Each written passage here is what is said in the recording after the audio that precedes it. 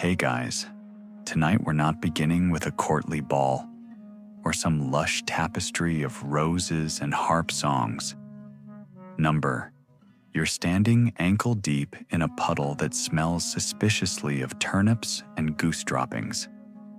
It's the 1300s, and your idea of flirting involves whether you can carry 2 buckets of water without dumping them all over your tunic. You probably won't survive this. Your boots are soggy from last week's rain that hasn't quite decided to leave. Every time you move, something squelches unpleasantly under your heel. A trio of geese struts past you with the arrogance of minor nobility. Across the square, someone balances a stack of onions on their head, and you wonder, absurdly, if you'd marry them just to see that trick again. Romance, if you can even call it that, isn't candle-lit sonnets.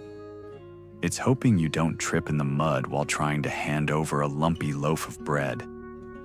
You're 14, which in medieval terms means you're already behind schedule. The families around you are measuring out dowries and alliances, and you're still puzzling over whether cleaning your tunic actually improves your prospects. So, before you get comfortable, take a moment to like the video and subscribe, but only if you genuinely enjoy what I do here. And in the comments, tell me where you're watching from and what time it is for you. Now, dim the lights, maybe turn on a fan for that soft background hum, and let's ease into tonight's journey together. Your mother keeps giving you pointed looks when she notices how your gaze follows a particular face in the milling crowd. Maybe it's the miller's daughter with the quick smile, or the boy who once helped your little brother chase a runaway pig. Either way, your affections are about as practical as a wooden bucket with a crack in the bottom. Your father mutters about goats and fences, about how feelings are less important than acreage. Your mother, meanwhile, has begun casually comparing the neighbors' poultry flocks. It's all the same conversation. Love isn't going to keep anyone fed this winter. Historians still argue whether villagers truly felt the kind of romantic attachment we now take for granted, or whether affection only showed up after all the geese and goats had been weighed and exchanged. You'd like to think it's possible to care about someone before your parents finish haggling over the number of hens. But for now, you mostly just carve things, not elaborate poems. You're not reckless enough to risk the priest seeing those. Instead, you carve a spoon. Plain, practical, but with a smoothness you hope they'll notice. If they accept it, maybe that means there's a chance. If they hand it back with polite thanks, or worse, feed the dog with it, you'll know exactly where you stand. Your friend dares you to speak to them during the weekly bread baking. You try, valiantly, to say something clever. What comes out is, "Do you think rain makes turnips taste better?" Not your proudest moment. That's when Margaret materializes. Margaret the chaperone. Margaret the ever-watchful. She doesn't say anything, just looks at you in a way that suggests she could recount every scandal from the last 30 years if pressed. You retreat to the safe anonymity of helping shovel out the cow pen. Nothing like the aroma of manure to kill whatever courage you had left. But even as you work, you catch yourself glancing toward the doorway, hoping they might look back. Later, when you slip the spoon into their basket, your hands shake so badly you nearly drop it. They catch your eye, just briefly. A flicker of something you can't name passes over their face. Then they look away. A mainstream fact. In many medieval communities, no marriage could proceed without approval from the manorial court. Even if you loved each other, your Lord's signature, or at least indifference, was part of the contract. That night, you dream, not about kisses or stolen moments in the hayloft. You dream about working side by side, about 2 pairs of muddy boots lined up by the door, about a life that feels less like strategy and more like companionship. In this world, gestures are small. A loaf of bread passed with just a bit too much care. A carved spoon tucked into a bundle of wool. A smile that can be denied later if someone asks. Because love here isn't a public declaration. It's something that grows in the spaces between chores, in the way you nod to each other when you pass in the fields. You wake to the same damp air, the same calls of geese, the same quiet urgency of survival. But you also wake with a plan. Tomorrow, you'll try again. Maybe you'll carve another spoon, this one with a little notch along the handle, something to make it unmistakably yours. Maybe you'll ask about the onion balancing trick, or risk a comment about the weather that doesn't involve root vegetables. And if you're very lucky, Margaret will be too busy scolding someone else to notice, because here, in this muddy square, you're learning the first truth of medieval courtship. Romance isn't about declarations. It's about not giving up the small chances to be seen, and maybe, one day, to be chosen. You wake up before dawn to the smell of damp straw and the low murmur of voices just outside the wall. The thatch overhead drips steadily onto the foot of your pallet.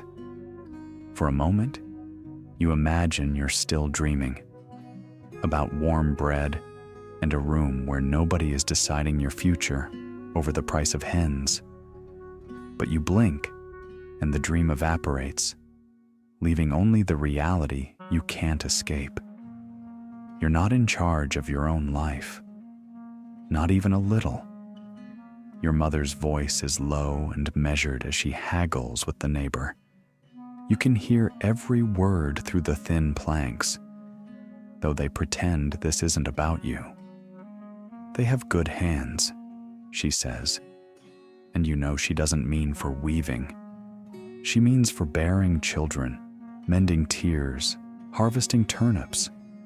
Your worth compressed into how well you can churn, carry, and survive. You pull your blanket over your head, willing yourself invisible. But the voices keep coming, soft as fog and just as inescapable. Historians still argue whether peasants truly had any say in their matches, or whether subtle forms of rebellion, like refusing to cooperate or running away, happened more than the records admit. You'd like to believe you could rebel. But, as your father's footsteps cross the threshold, you know today is not the day you'll find out. A mainstream fact. Marriage in medieval peasant communities wasn't always arranged in the strictest sense, but family approval was nearly mandatory. Even if you fell in love, you'd need to convince everyone else it was worth the risk. You dress quickly, scrubbing at your face to chase the tiredness away. You know what's coming.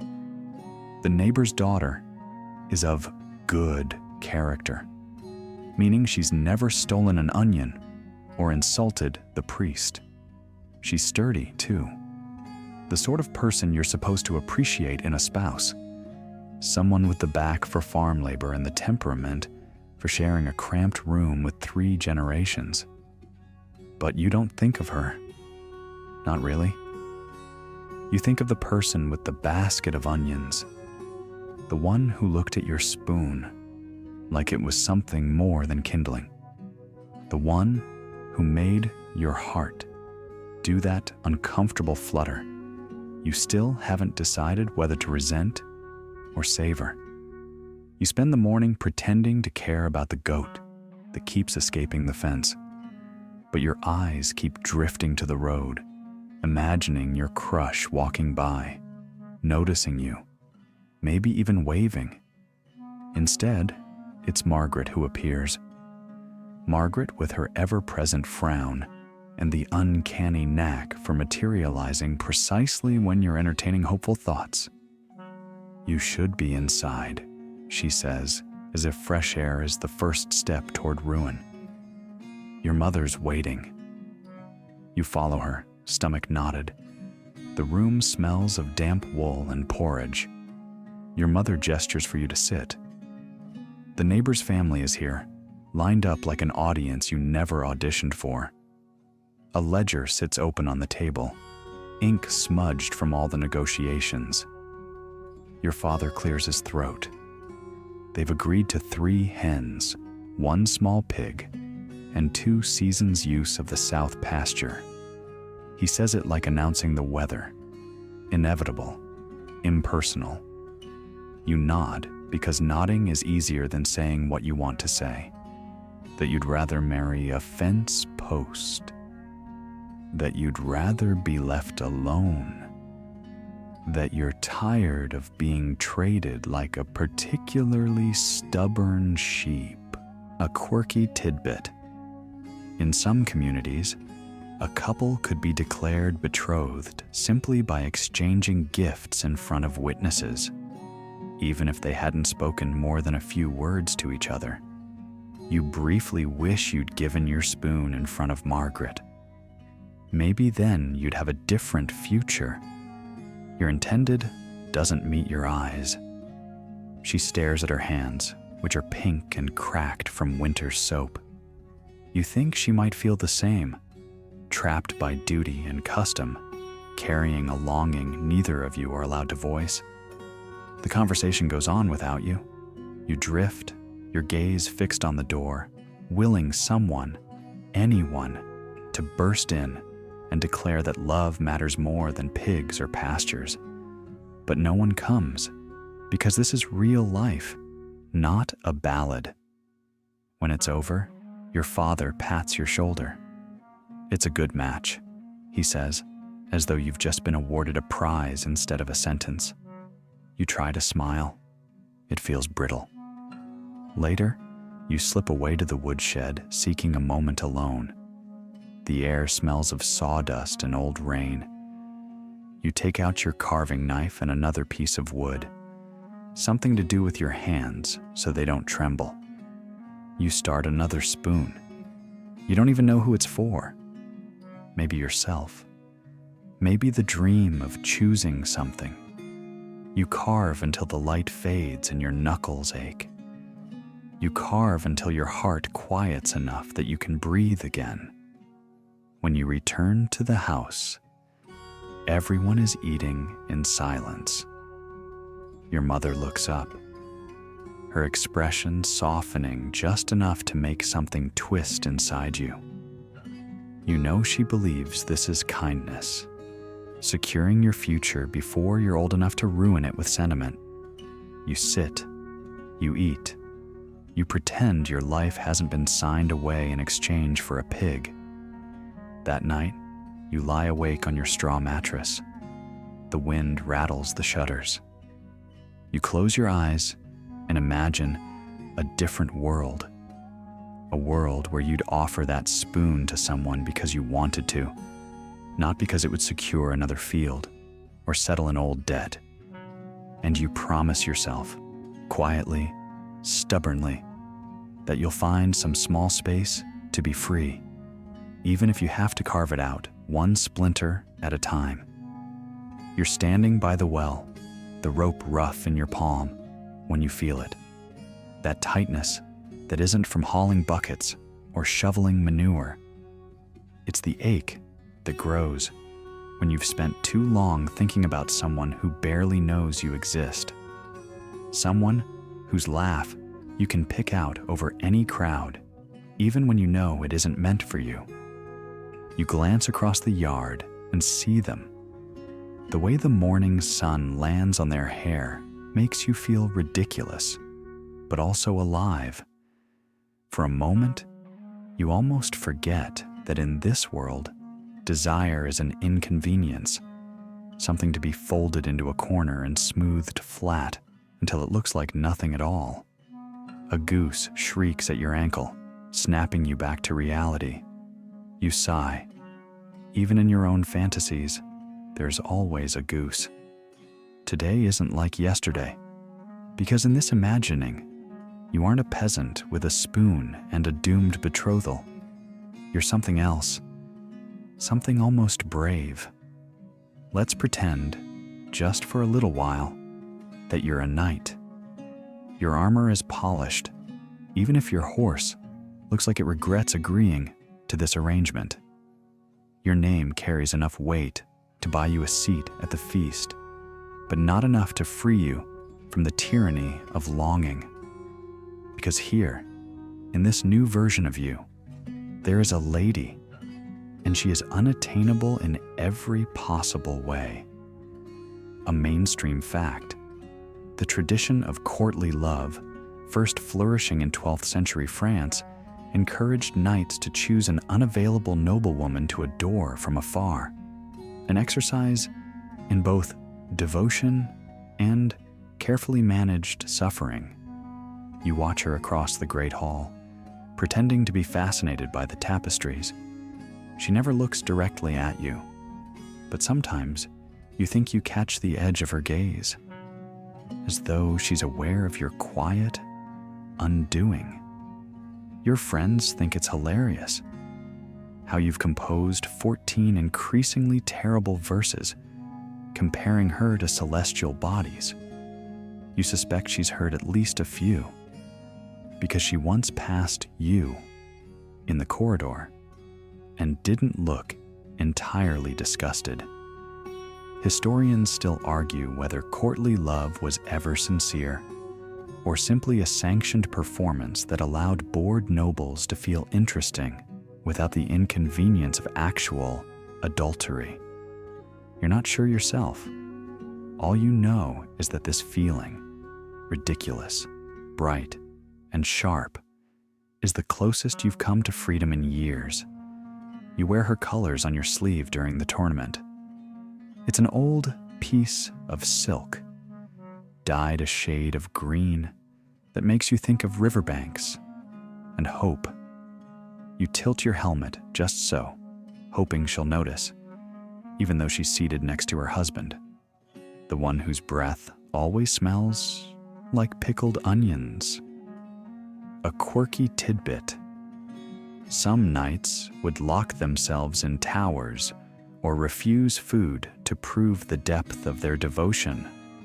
One famously tried to live on nothing but water and poetry for a month. He lasted 5 days before collapsing in the pig yard. You're not quite that foolish, but you are committed. Committed enough that you risk writing yet another poem, this one comparing her smile to a sunrise seen through arrow slits.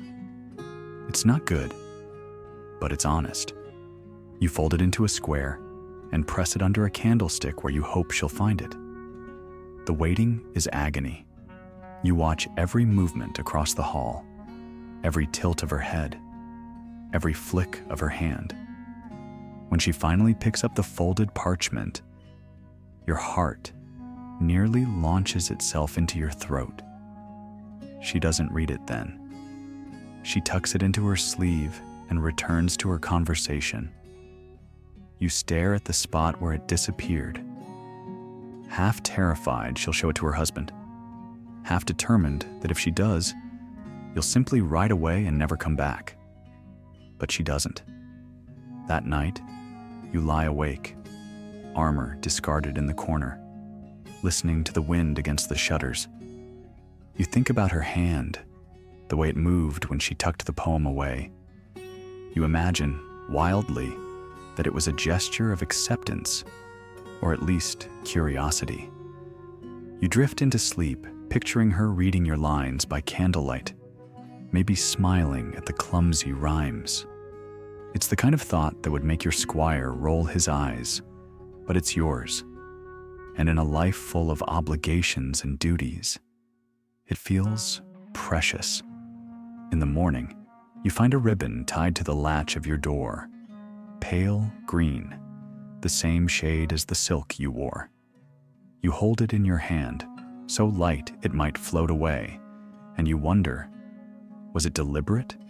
An accident? A kindness? The ambiguity is almost worse than rejection. But you can't help the way your heart lifts anyway. Because in a world where marriages are brokered like treaties, even a scrap of fabric can feel like a rebellion. You tie the ribbon around your wrist and tuck the end into your glove. It isn't a declaration. It isn't a promise. But it's something.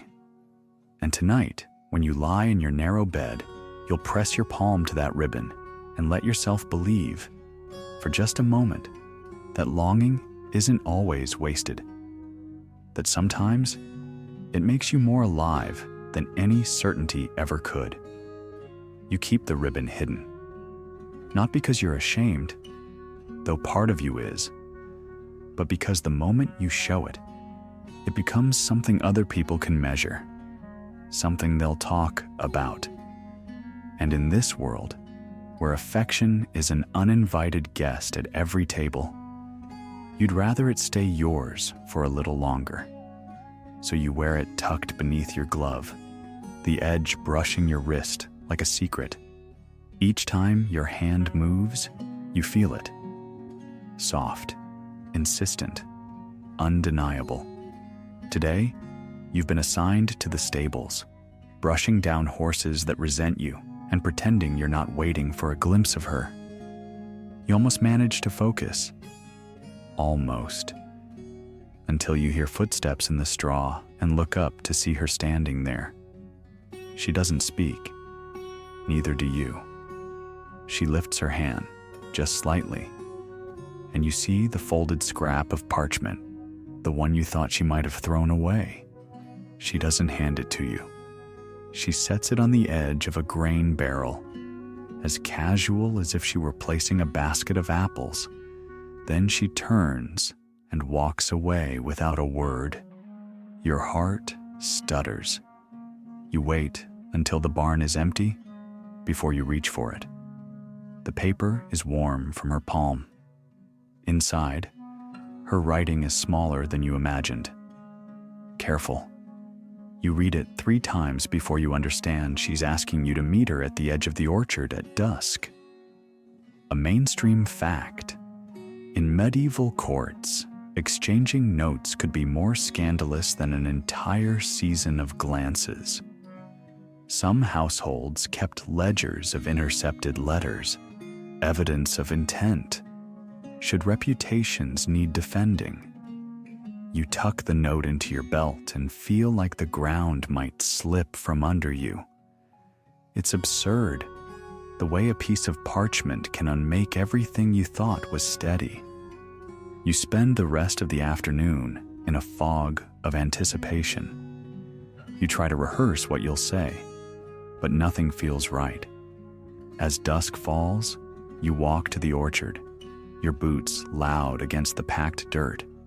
Each step feels like a dare, like you're challenging the entire order of things just by showing up. You find her beneath a crooked apple tree. Her hands are clasped in front of her, knuckles pale. She doesn't look up when you arrive. For a long moment, you stand in silence, the wind pushing the branches overhead into restless sighs.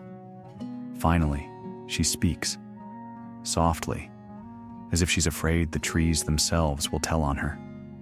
"I didn't know," she says. "I didn't think you noticed me." You want to laugh, to tell her that noticing was never the problem, that trying to stop was, but you don't. Instead, you reach into your pocket and pull out the small token you've carved, a pendant shaped like a flower, or maybe a bird. You're not sure anymore. The important part is that it's yours, and you made it for her. She takes it. her fingertips brushing yours. The contact is brief, so brief you'd miss it if you weren't paying attention, but you feel it all the way down to your bones. A quirky tidbit. Some tokens were edible. A sugared almond or a sweetmeat wrapped in linen could be both a gift and a coded message. I find you delightful. I think of you. I risked the cook's temper to steal this. You expect her to hide the pendant away, but she doesn't. She lifts it to the last light of the evening and studies it carefully. Then she tucks it into her belt, where anyone might see. Historians still argue whether such tokens were always romantic. Maybe they were tokens of gratitude, or alliance, or ambition.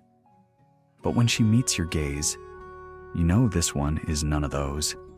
You don't say goodbye when you leave. There's no point. Any word spoken now will echo too loudly. Instead, you turn and walk back to the barn, each step heavier than the last. The next day, everything is the same. Chores wait, geese hiss, Margaret lurks. But you feel different, as if the world has shifted a fraction in your favor. You catch her eye across the yard. She doesn't look away. And that's how it starts. You exchange nothing more for a week. No notes, no tokens, not even a glance longer than polite. But you feel it, the invisible cord tying you to her. Each time you pass, you sense the shared understanding. We are risking everything. One morning, you find a sprig of rosemary tied to your door latch. It's not much, but it's more than you'd hoped. You slip it into your glove. It smells like memory and the promise you still don't dare name.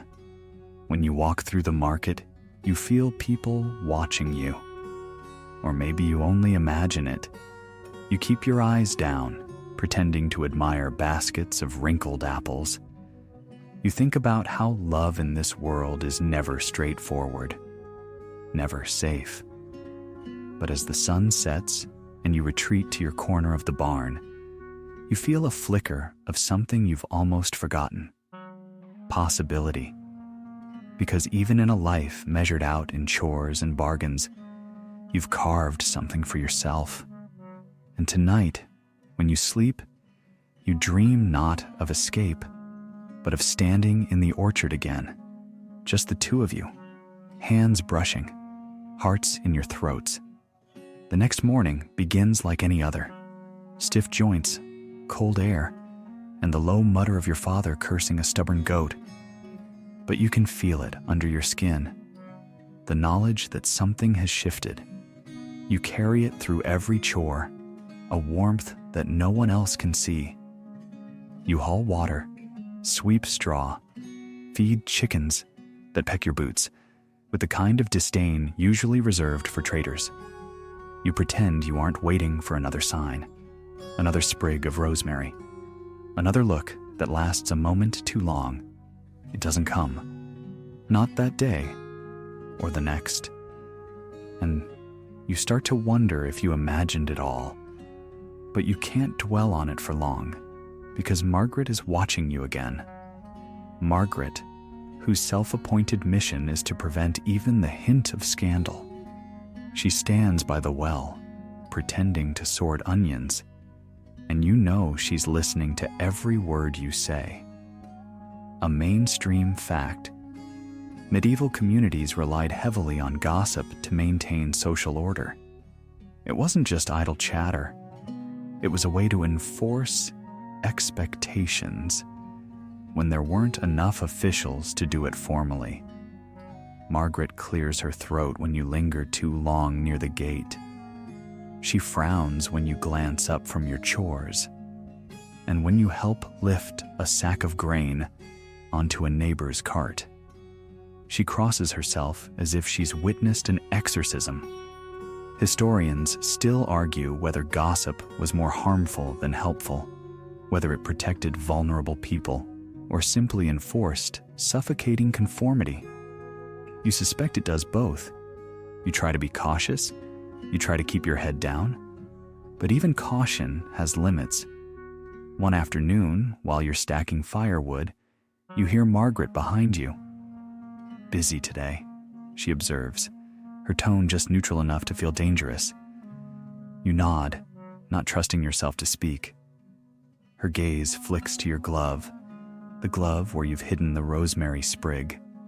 Her mouth tightens. "You do well to remember your place," she says, "and theirs." You swallow. You want to say that you know your place better than anyone, that you feel it in every muscle, every breath, every heartbeat. But no words come. She leaves without waiting for a reply. You watch her go, shoulders stiff. When she's gone, you take the rosemary from your glove and hide it in a hollow behind the barn. You hate yourself for it, but you're tired of feeling like your heart is a crime. A quirky tidbit: some villages maintained honor courts where neighbors could formally accuse each other of moral failings. Accusations didn't require evidence, just enough gossip to justify intervention.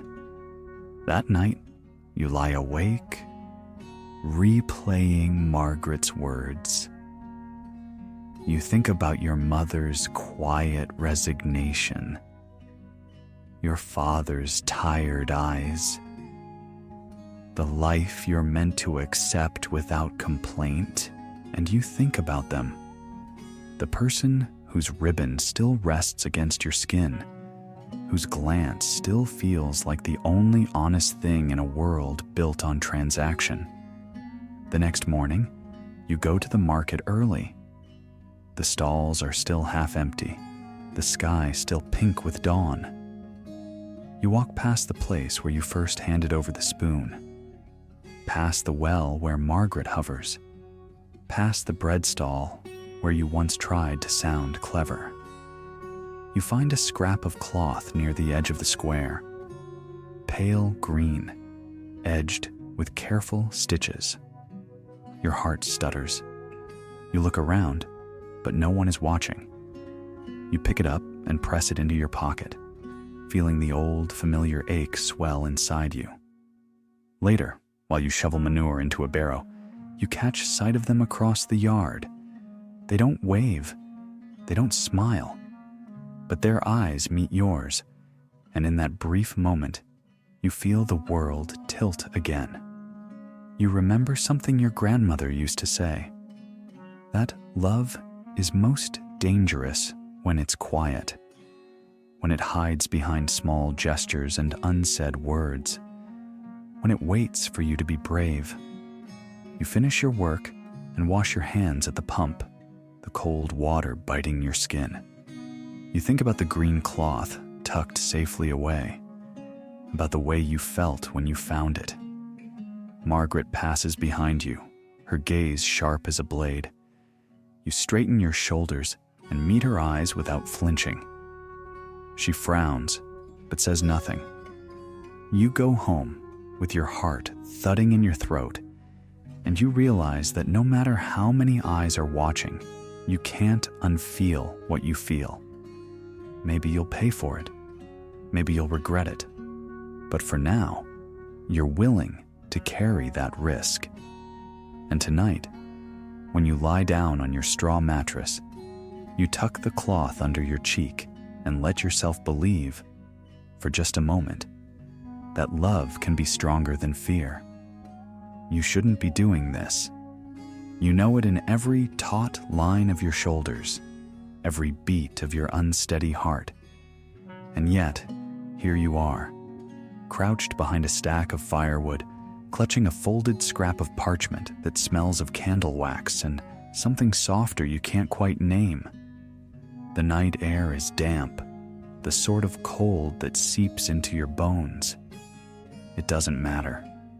You've waited too long for this moment to let discomfort drive you back inside.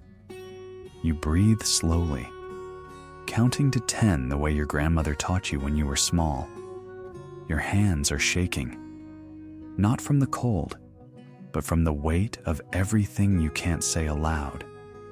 Historians still argue Whether love letters were truly common among peasants or only among the literate few, you suspect it doesn't matter.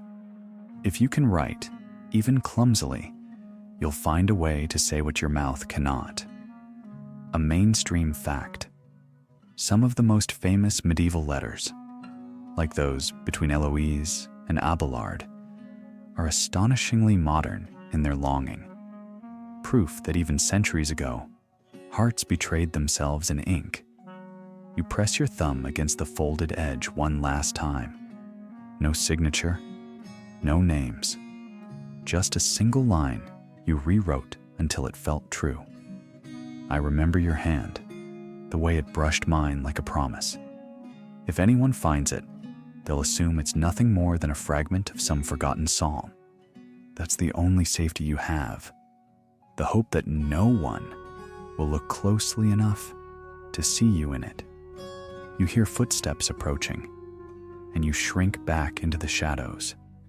When you see them, hair half loosened from the day's work, shoulders bowed with the same exhaustion you carry, you almost lose your nerve. But you don't. When they pass, you step forward. In one movement, you slide the letter into the fold of their cloak. Your fingers graze the rough fabric of their sleeve, and your heart skitters like a startled bird. They don't look back. You stand there, half certain you've imagined the entire thing. You make yourself walk away, slowly, as if nothing has happened, as if your entire life hasn't just shifted on the strength of a single piece of parchment. Later, when you reach your pallet, you tuck your hands under your chin and stare into the darkness. You tell yourself not to hope. You fail. The next morning is agony. You move through your chores like a ghost.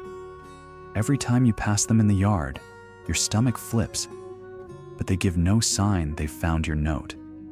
By midday, you start to convince yourself you were foolish, that they tossed it into the fire, that they read it and laughed, that you are nothing but a daydream they'll never share.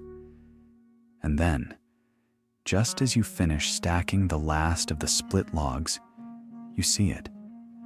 Something pale tucked into the handle of your basket. You look around. No one's watching.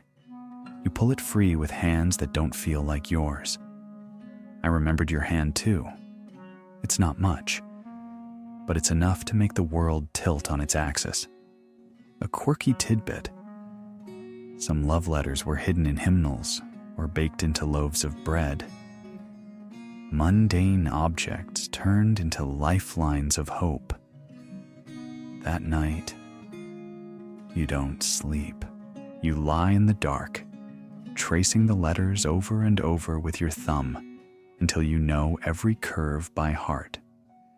The next days pass in a blur of small, dangerous gestures.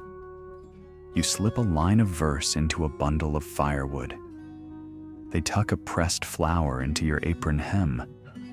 You walk past each other without speaking, but your hands brush sometimes, just enough to set your blood humming.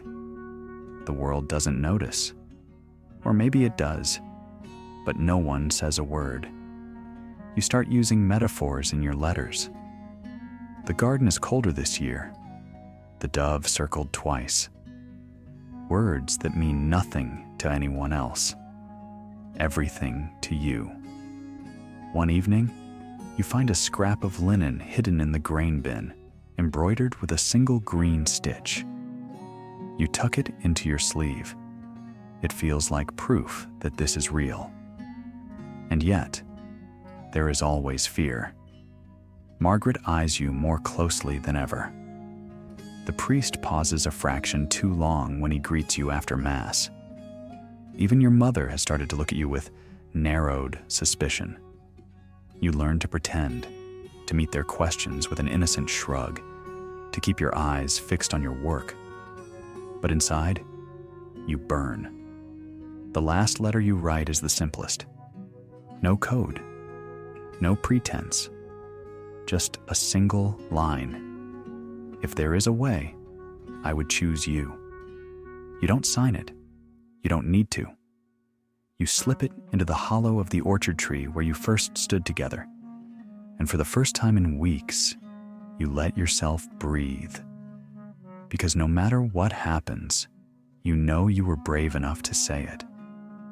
When you walk home under the early stars, you feel lighter. The world is still dangerous, still watching. But tonight, your heart feels like your own. And sometimes, that is all the freedom you get.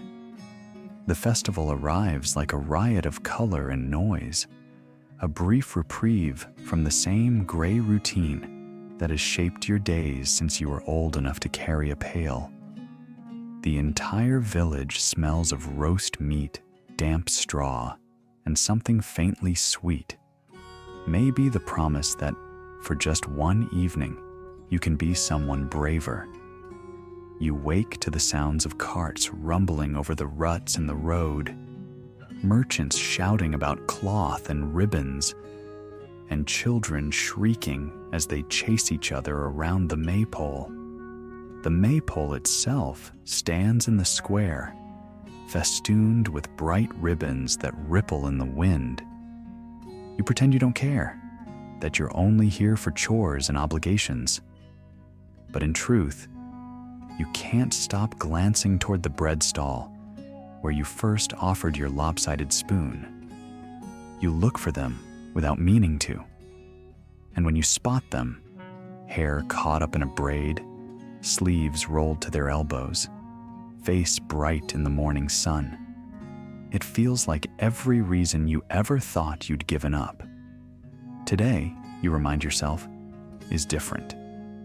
Festivals are the only time you can flirt without risking open censure. Even Margaret, who has appointed herself the moral warden of your life, is too busy carrying baskets of barley cakes to scrutinize every glance. You try to act casual. You fail spectacularly. A mainstream fact, spring and midsummer festivals in medieval Europe were often the closest thing to sanctioned courtship. Dancing around the maypole or joining hands in a circle wasn't merely entertainment. It was the chance to signal your interest without saying a word. You hover at the edge of the square, feigning intense concentration on a jug of cider you're definitely not going to buy. You watch them help an elderly woman gather fallen apples and laugh when a child tumbles into the barrel. The sound carries across the noise, light and effortless. It shouldn't make your chest ache the way it does, but it does. When the dancing starts, you try to stay back. You tell yourself it's safer in the shadows, that you're content just to watch. But then someone pushes you forward, your friend, grinning with all the subtlety of a cart horse. Before you can protest, you're in the line of dancers, your hand extended. And then, impossible, absurd, they take it. Their palm is warm against yours, rough with work but steady. You don't look up at first. You're afraid that if you meet their eyes, you'll forget how to breathe.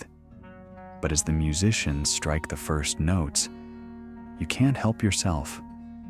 They're smiling. Not the polite smile you've seen before.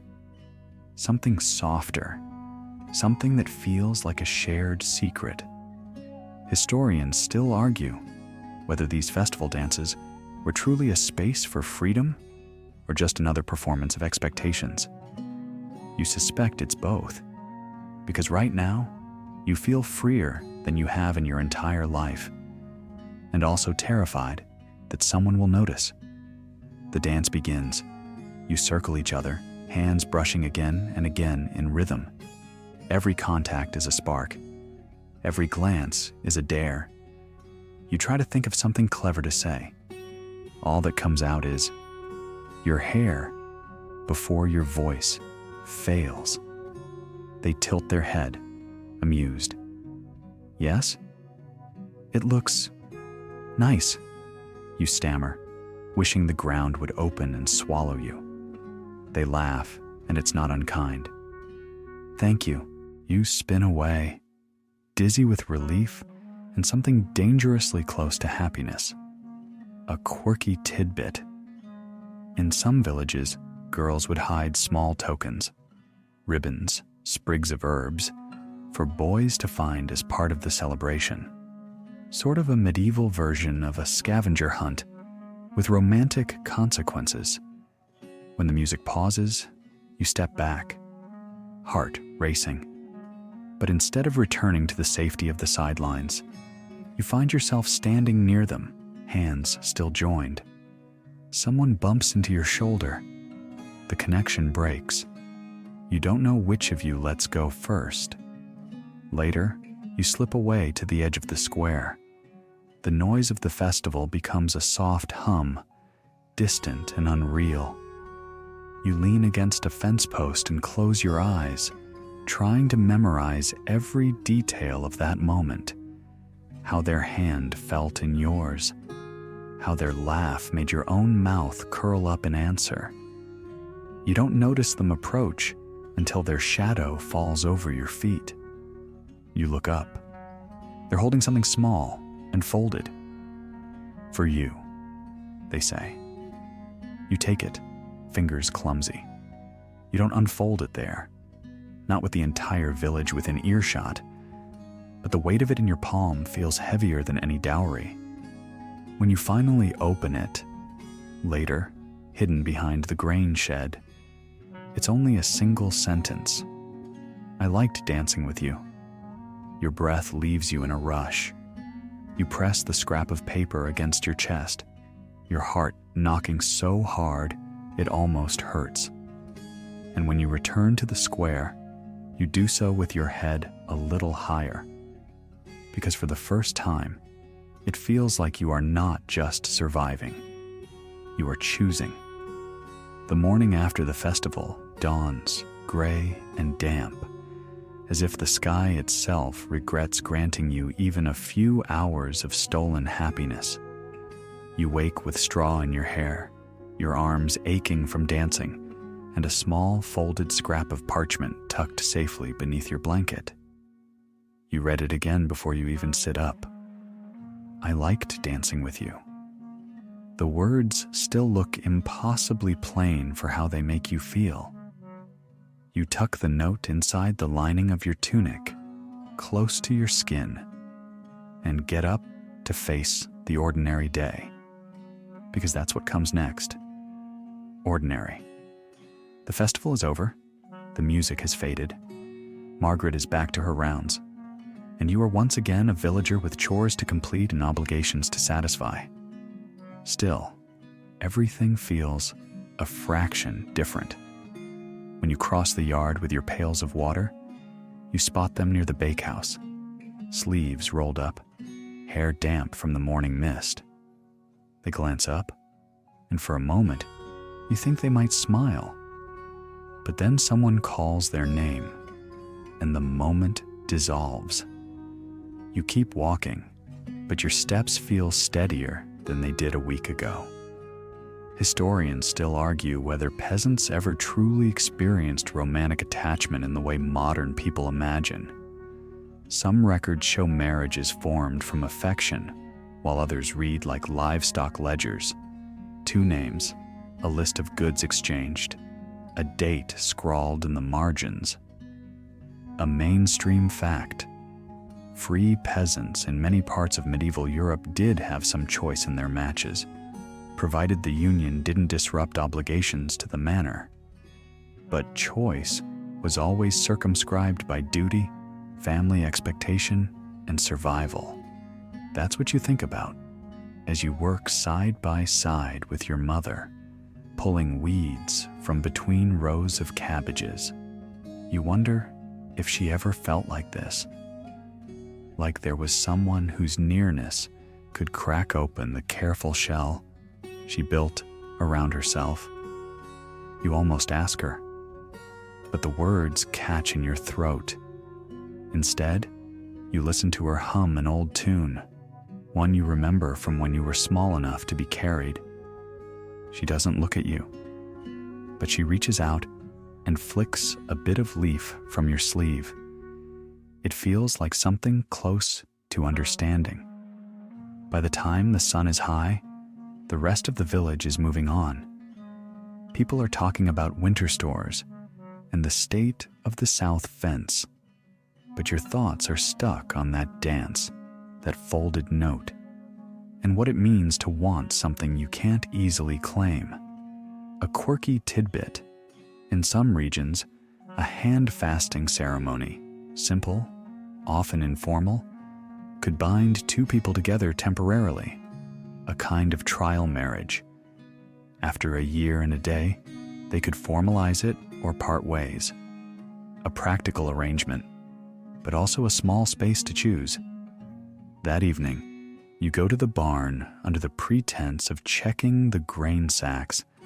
You find them there, pretending to inspect a cracked yoke. Neither of you speaks for a moment. The quiet between you is so thick it feels like a third presence. Finally, you clear your throat. "I liked dancing with you," you say, voice so low you're not sure they'll hear. But they do. Their shoulders loosen, and they meet your gaze in the dim light. "Me too," they answer. You could stay there all night. But you hear footsteps outside. A cousin's voice, too close. Without thinking, you step forward and press something into their hand. A small token. A sliver of wood you carved into a shape you're not sure even counts as a symbol. Maybe it's a leaf. Maybe it's a heart. They don't look at it. They tuck it into their belt and nod once, solemn as a vow. And then you part. No more words spoken. You return to the house with your chest tight, a mix of relief and dread. You tell yourself you'll be careful, that this can't go further, but you know you're lying. In the days that follow, your lives resume their practical rhythm. You patch a roof that leaks every time it rains. You chase a goat that refuses to stay penned. You help your father haul sacks of grain so heavy, you feel them in your bones. But every time you pass each other in the yard, there's a small, quiet acknowledgement. The way their hand brushes yours when no one is looking. The way you share a smile so fleeting you'd think you imagined it. Margaret notices. Of course she does. She watches you both with her calculating stare, as if she's weighing whether to intervene. But for now, she keeps her counsel. Maybe she remembers her own youth. Maybe she's waiting for you to slip. You learn to hold your breath when she's near, to look away before anyone can accuse you of wanting what you shouldn't. But at night, when the house finally quiets, you take out the folded note and trace each letter with your thumb until you feel calmer. Because in this world, where every choice is constrained by land and custom, these stolen moments feels like your only claim to something that is yours alone. And when you sleep, you dream not of festivals or feasts, but of ordinary days, of working side by side, of hands brushing over baskets of kindling, of small gestures that matter more than any grand declaration. When you wake, the dream lingers, warm and stubborn, and you think, maybe that's enough. The day you're to be married dawns damp and unremarkable. You wake to the familiar chill seeping under the door, smell of barley porridge, and the ache in your hands that never quite goes away. It feels absurd that life continues so normally when you're about to be bound to someone by words you didn't choose. Your second best tunic is laid out for you, patched but clean, embroidered at the cuffs in a pattern your grandmother taught you. You run your fingers over the stitches, trying to feel something other than resignation. Everyone in the house moves with quiet purpose. Your father is uncharacteristically gentle as he inspects the dowry goods one last time. 3 geese, a small keg of mead, a parcel of cabbage land. Your mother fusses with your hair until you have to step away before you snap. No one asks you how you feel. No one expects you to feel anything. Historians still argue whether peasants felt any sense of occasion on their wedding day. Some records suggest it was simply another duty to fulfill, like planting turnips or patching thatch. Others hint at nervousness, even excitement. You suspect the truth is somewhere in between. Not a celebration, but a threshold you step over because you must. You walk to the church with your family in silence, the mud sucking at your boots. Along the way, neighbors nod politely, eyes flicking to the bundle of linens your mother carries. Proof that this is really happening. A mainstream fact. For most medieval Europeans, marriage wasn't primarily about love. It was a legal contract transferring property, obligations, and alliances. Even the church's blessing was as much about regulating inheritance as sanctifying affection. When you reach the door, the priest is already waiting, breath steaming in the cold air. He doesn't smile. He's recited these words too many times to pretend they mean anything special. You look across the threshold and see them. Your soon-to-be spouse. You already know the facts of their life. What land they'll inherit, how many chickens they own, what their mother expects of you. What you don't know is whether they snore, whether they hum while they work, whether they'll ever look at you the way you once hoped someone might. You stand facing each other while the priest reads the banns, intoning the required warnings about duty and fidelity. The words slide past you, muffled by the pounding in your chest. Then he gestures for you to join hands. Your palms are cold and damp, and so are theirs. For a moment, you both just stand there, hesitating. Finally, you lift your hand and they meet you halfway. Your fingers touch, awkward, unfamiliar, undeniably real. A quirky tidbit. In some regions, the couple would stand on opposite sides of a stream or a threshold while the vows were spoken, a symbolic crossing from one life into another. You wonder if it felt less like surrender when there was something physical to step over. Your voice wavers when you repeat the vows. You hear theirs, steady but subdued, and wonder if they are thinking the same things you are. That this is necessary, that you have no choice, that you hope, quietly, foolishly, it might become something more. When the priest finally nods, it's done. You are married. There is no kiss, no applause, just the shuffle of feet and the creak of the church door as people begin to leave. Your mother presses a hand to your shoulder as if to reassure herself that you haven't changed in the space of a single ceremony. Outside, you stand with your new spouse, watching your families exchange polite congratulations. You don't quite know what to do with your hands, so you clasp them behind your back.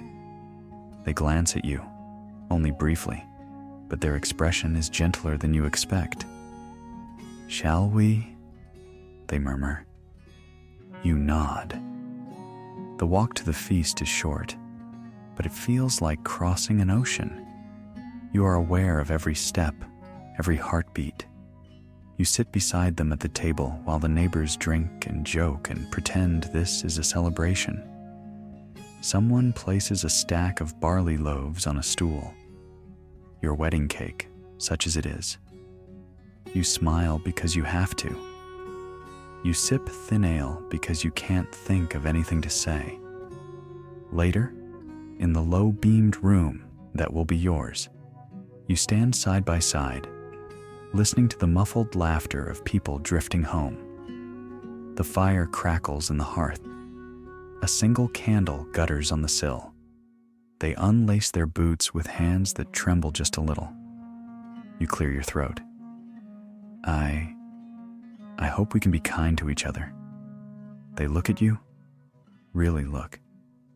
And for the first time all day, you see something you can hold on to. I'd like that, they say. It isn't a declaration. It isn't love. But it feels like the start of something that might survive the winter. You sit together on the edge of the bed. You don't touch. You don't rush.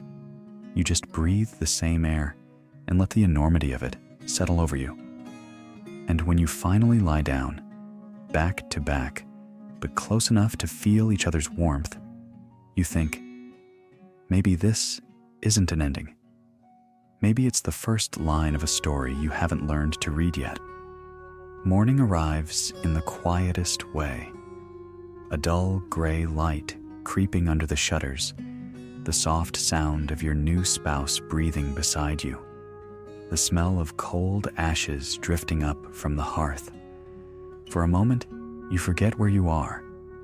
You almost expect to hear your mother's footstep on the threshold, your father clearing his throat to announce the day's chores.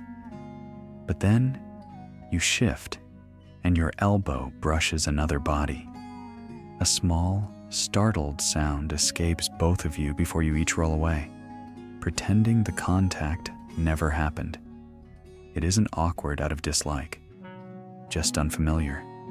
Two lives that have run alongside each other for years, but never merged until now. You dress without speaking. Their shoulders are tense. Yours are too. You keep waiting for some feeling to break over you, a sudden certainty that this is right, that you are safe, that you belong here. But all you feel is a cautious emptiness, like standing on the edge of a frozen pond, testing the ice. Historians still argue whether medieval marriages gradually grew into affection or remained transactional.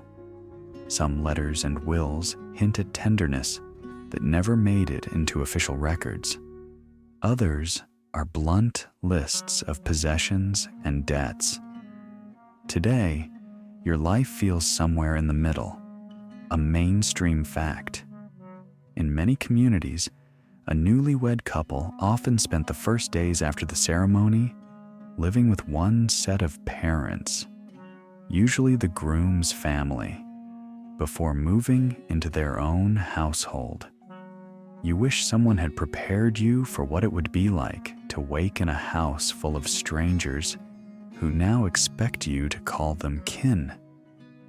Your mother-in-law greets you at the door with a thin smile. She doesn't look cruel, exactly. Just tired in the way people get when life has handed them too many small disappointments. "There's porridge," she says, gesturing toward the hearth. You murmur thanks and take a bowl you don't really want. Your new spouse sits across from you, staring into their own breakfast as if it might contain answers. After you've eaten, you are both dispatched to the fields. There's barley to be cut and bundled before the next rain. You work side by side, saying little, moving in the same careful rhythm. You realize how much of life is this, labor shared in silence. When your hands ache too much to continue, you straighten and glance over. They're wiping sweat from their brow, their hair coming loose from its tie. For a heartbeat, you see them not as the stranger you were assigned, but as another tired person trying to do what's expected. It softens something in you. At midday, you sit on the low wall that marks the edge of the pasture, sharing a heel of bread. You clear your throat, hesitant. "Did you want this?" you ask, because you can't bear not knowing. They don't look at you right away. When they do, their eyes are steady. "I wanted some part of it," they admit.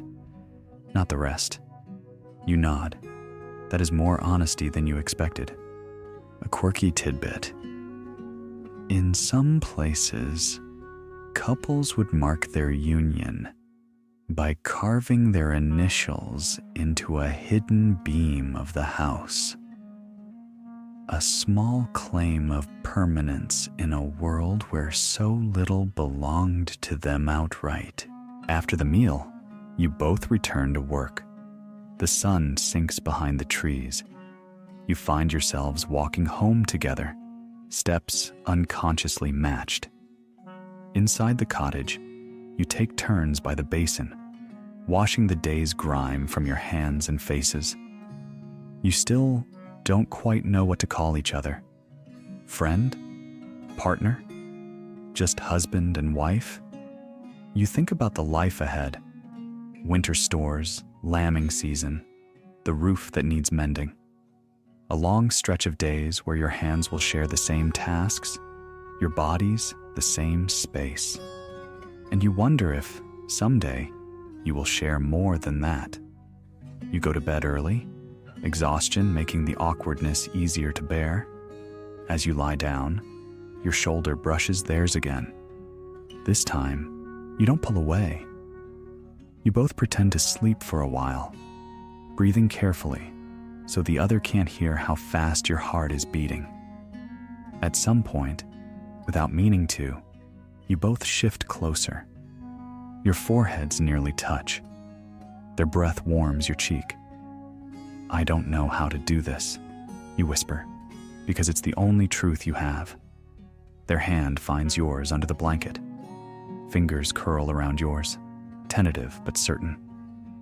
"Me either," they say. The silence that follows is not empty. It is full of possibility. You close your eyes, and for the first time since yesterday, you feel like maybe, just maybe, this will be something worth tending. Not a grand romance, not the stuff of ballads, but something quieter, something you can build. When you finally sleep, it is deeper than you expected, because even here, in this small bed, in this small life, there is a thread of hope tying you to tomorrow. You find a rhythm more quickly than you thought you would. Not an easy one, but a rhythm all the same. You rise before dawn, your breath clouding in the dim kitchen. You learn where everything is stored, how their mother likes the grain stacked, how the latch on the back door always sticks, how your new spouse grumbles when the coals won't catch. It is, you discover, easier to share work than words. You chop wood. They gather eggs. You wash the rough clay cups. They set them back on the shelf in neat rows. These small tasks become a language you both understand. And yet, sometimes you look at each other across the table and feel the weight of everything unspoken pressing against your ribs. One morning, you find them already awake, tending the fire. Their hair is mussed from sleep. They look up, startled, as if caught doing something private. For a moment, you just watch each other in the half-light, and you think, this is my life now. It should feel suffocating. Instead, it feels like standing at the edge of a path you haven't walked yet. Historians still argue whether most medieval marriages remained practical partnerships or grew into something more affectionate.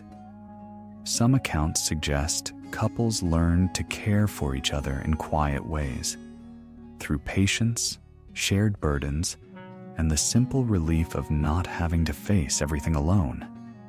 You hope that's true. A mainstream fact. In many communities, marriage was almost impossible to dissolve. Annulments were rare and often required evidence of fraud, impotence, or close kinship. So whether you liked each other or not, you were expected to endure. You try to be kind. They do too. When you forget to sprinkle ash over the embers, they don't scold. just sigh and help you relight the fire. When you see them carrying too heavy a load, you reach for half without thinking. It isn't love, not yet, but it's something that feels like respect.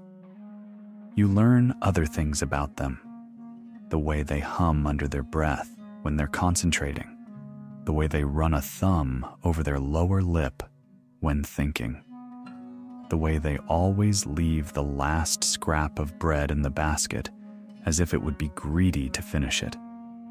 A quirky tidbit. In some villages, it was believed that if you kissed your spouse across the threshold on your wedding night, it would ensure a peaceful home. You didn't do that, but sometimes, when you catch them watching you with something softer than politeness, you wonder if it matters. One evening, you sit together by the hearth, too tired to speak. The day has been long, mending a fence that collapsed under its own weight, wrangling a goat that refuses to respect any boundary, carrying water until your shoulders throb. The fire snaps, throwing sparks onto the hearthstones. Without thinking, they reach over and brush a fleck of ash from your cheek. You freeze, startled by the gentleness of it. They pull their hand back like they've been burned. "Sorry," they mumble. "No," you say, voice rough. "It's all right." After that, something shifts, not all at once, but enough that the silences you share become companionable instead of strained. The first time you laugh together, it surprises you, both.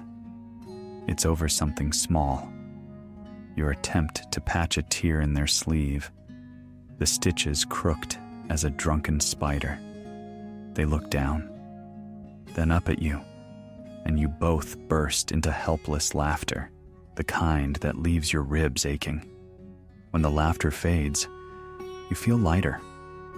You still miss the life you left behind, the familiarity of your parents' house, the certainty of knowing exactly who you were.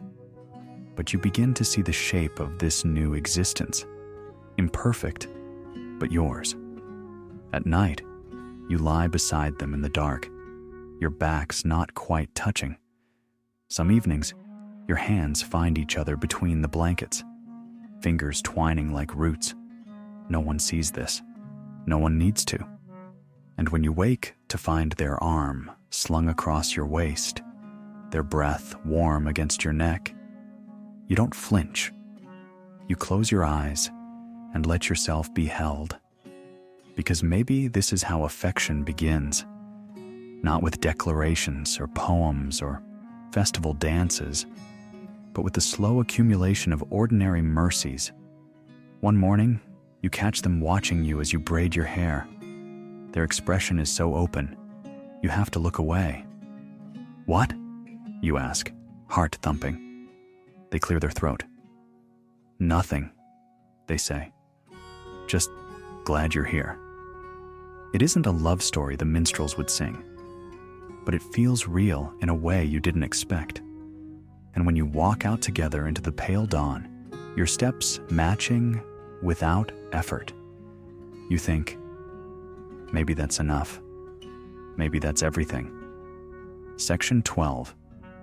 You don't expect the knock at the door. It's the slow, deliberate kind of knock that promises trouble, like a summons you can't ignore.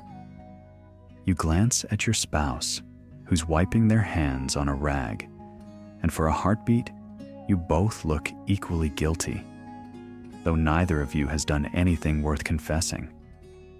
When you open the door, it's Father Eustace, the parish priest, dressed in a wool cloak damp with drizzle.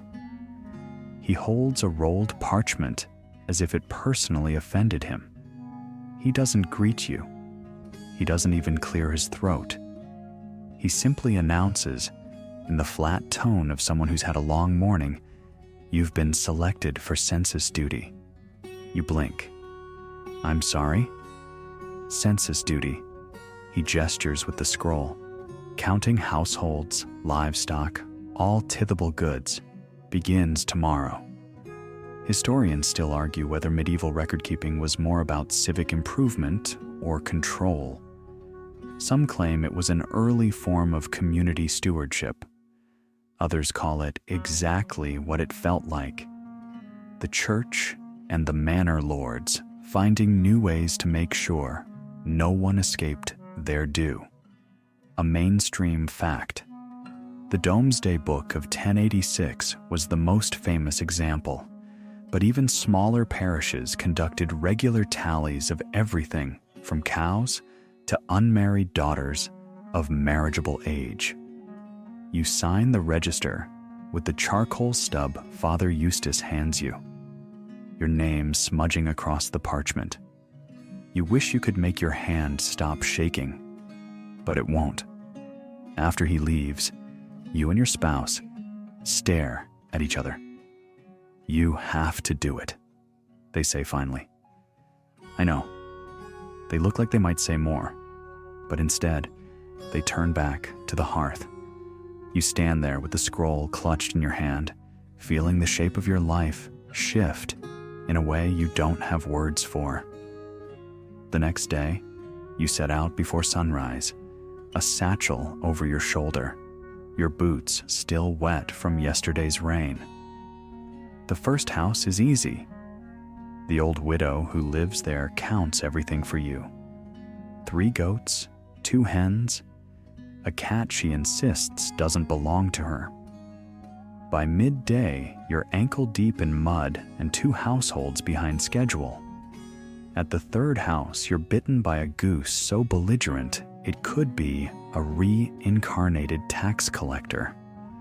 At the 4th, a farmer tries to bribe you with a crock of mead that smells like sour apples and regret.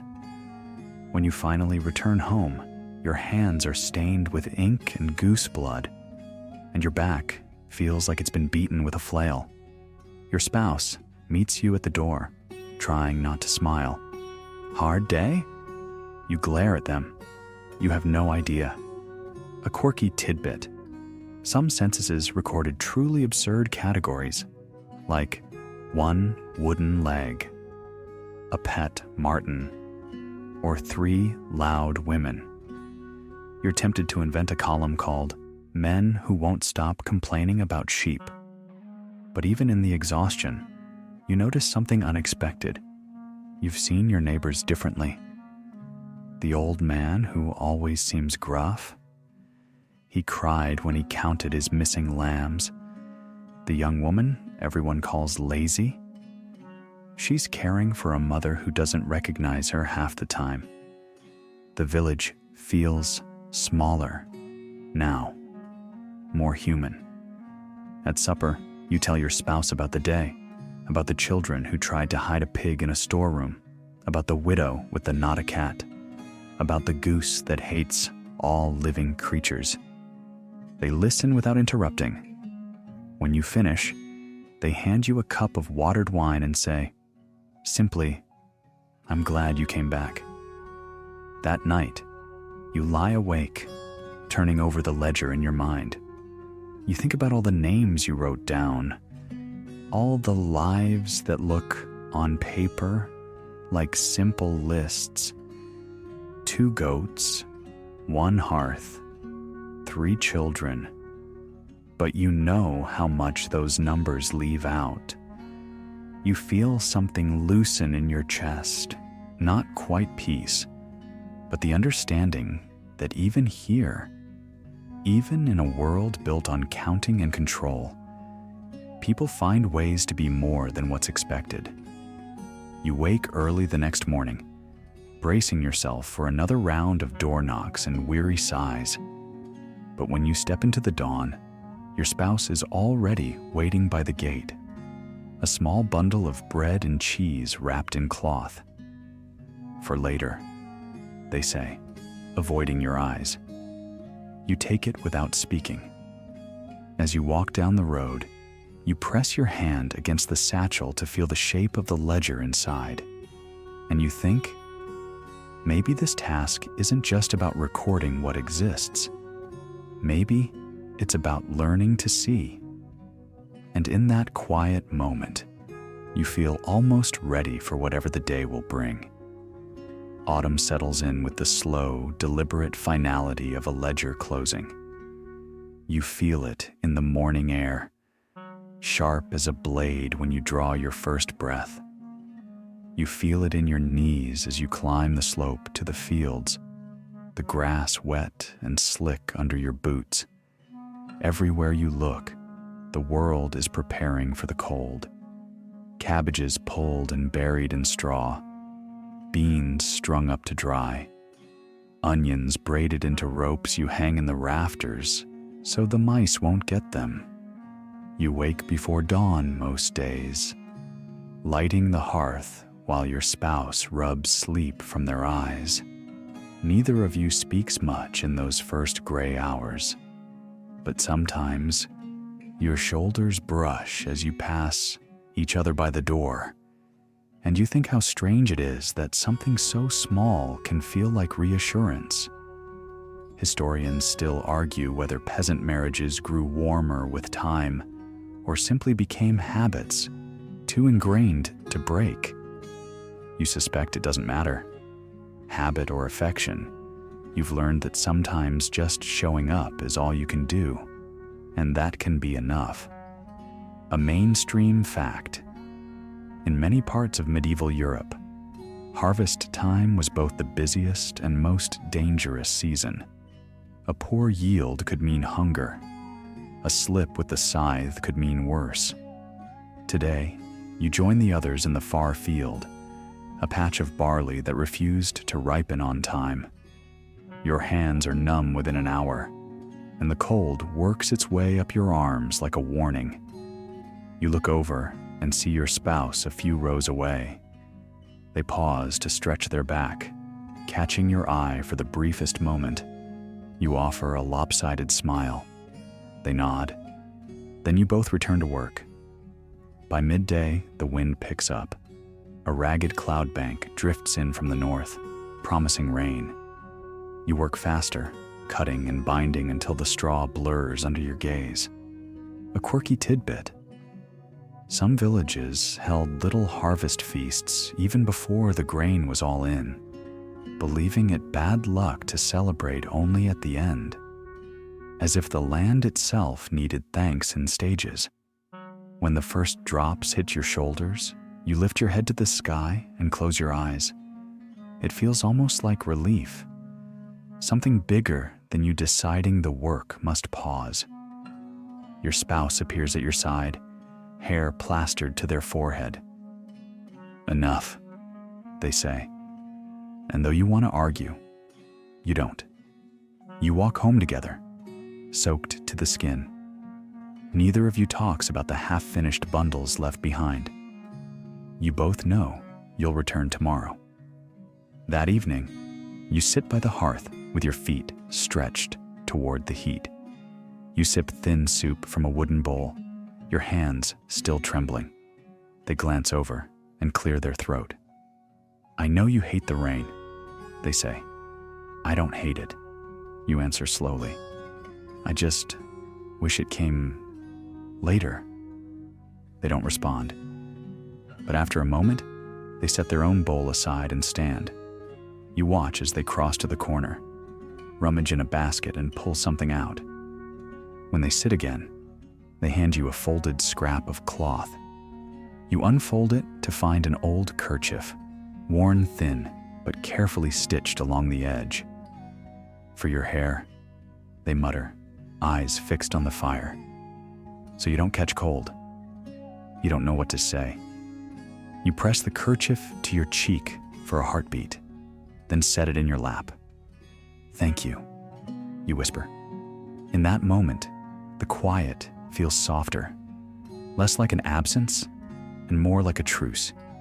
You wake the next morning with your muscles aching, but when you sit up, you see your spouse has already lit the fire and set out a chunk of bread. You eat in silence. When you leave for the fields again, you tuck the kerchief into your pocket. A small, stubborn reminder that you aren't doing this alone. The day is long. The rain returns. But when you pass each other between rows of barley, your hands brush. Not an accident. Not entirely. Later, you stand together in the dusk, watching the last light fade behind the hedgerow. You think about all the things you haven't said, how you're afraid of the coming winter, how you sometimes still feel like an intruder in this house, how you don't know what it means to love someone you didn't choose, but you don't say any of it. Instead, you lift your hand and rest it against their sleeve, just for a moment. They look at you, eyes tired but clear, and cover your hand with theirs. Nothing more is needed, because in the end, this is how you survive.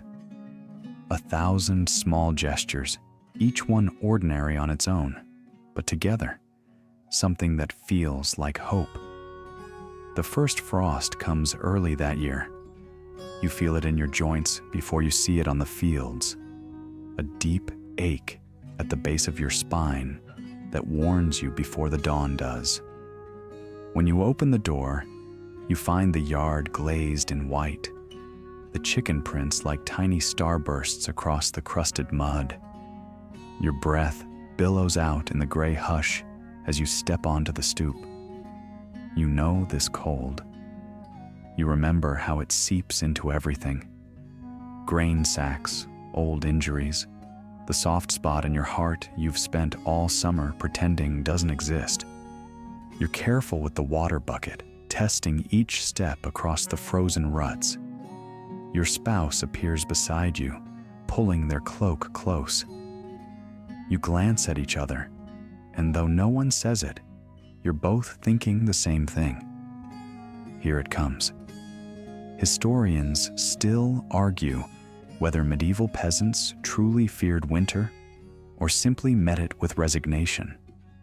You suspect it depends on the person. You remember the first cold season you spent here, how your stomach knotted every time the sky turned white, and you remember how you pretended you weren't afraid. A mainstream fact, in many villages, the approach of winter meant more than hunger. It meant a higher chance of sickness, since cold rooms and smoke-choked hearths bred fevers that could burn through a household in days. Inside, you stir the embers back to life, feeling the chill in your knuckles. Your spouse is already cutting onions, the smell filling the room as if to disguise the scent of damp wool. Neither of you talks much in the mornings anymore, but you notice the way they set a second cup on the table without asking if you want it. After breakfast, you bring in the last of the drying herbs, wrapping them tight in cloth against the damp. Your spouse mends the lattice over the window, and every now and then you catch them glancing at you as if they're waiting for you to admit how tired you are. You don't. But when you stand, you sway a little. "Sit down," they say, not unkindly. "I'm fine." They arch an eyebrow. You sigh and sink onto the stool. A quirky tidbit: some households hung garlands of evergreen over the door to ward off spirits that were thought to wander more freely in the long nights. You've never done that, but today you consider it, just in case. The short days bleed together. You measure them in chores. When the woodpile shrinks by half, when the first onion sprout goes soft, when the draft at the threshold feels like the wind trying to remind you who's in charge. At night, you lie side by side under blankets so heavy you can hardly turn over. In those hours, you sometimes remember the first months of your marriage, the unfamiliar shape of another body in your bed, the way you held yourself still so you wouldn't brush against them. Now, your shoulders always meet in the dark. It isn't passion that draws you close. It's something quieter, the knowledge that neither of you is going anywhere. One morning, your spouse finds you by the window, staring out at the thin light on the snow. Thinking? They ask. Always, you say. About what? You hesitate, but there's no point in lying. About how much of this is luck, you admit. That we're still here. That we're not alone. Their eyes soften. They cross the room, place a hand on your shoulder. Just a touch, steady, grounding. That's not luck, they say. That's us. You look down, throat tight. That evening, you share stew that tastes mostly of salt. You both pretend it's better than it is. Afterward, you bring out your mending while they carve a handle for the churn. The room is so quiet that you can hear the rasp of the knife against wood, the ticking of the cooling hearth. You clear your throat. Do you ever miss before? You ask. They don't look up.